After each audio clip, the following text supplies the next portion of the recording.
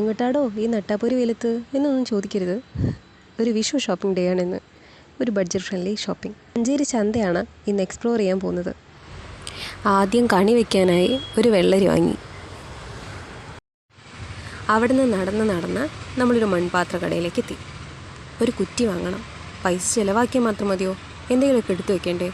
അതിനായി നമ്മൾ വീഡിയോ എടുക്കുന്നത് കണ്ടിട്ടാവണം അവനൊരു 10 രൂപ കുറിച്ച് തന്നു. അവിടെ നിന്ന് ക്ഷീണം മാറ്റാൻ വേണ്ടിയിട്ട് ഞാനൊരു ലീമും അമ്മയൊരു ചായയും കുടിച്ചു. ഒരു കൂൾ ബാറിൽ കയറി.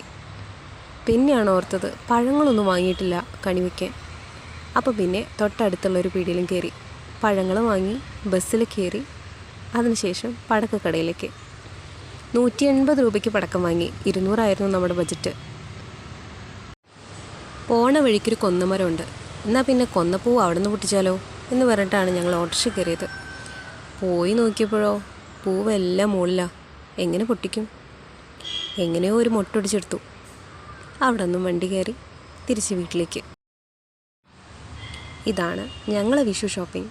ഞാൻ പറഞ്ഞു ഇതൊരു ബഡ്ജറ്റ് ഫ്രണ്ട്ലി ഷോപ്പിംഗ് ആണ്. അടുത്ത വീഡിയോ ആയിട്ട് വീണ്ടും വരാം. ബൈ.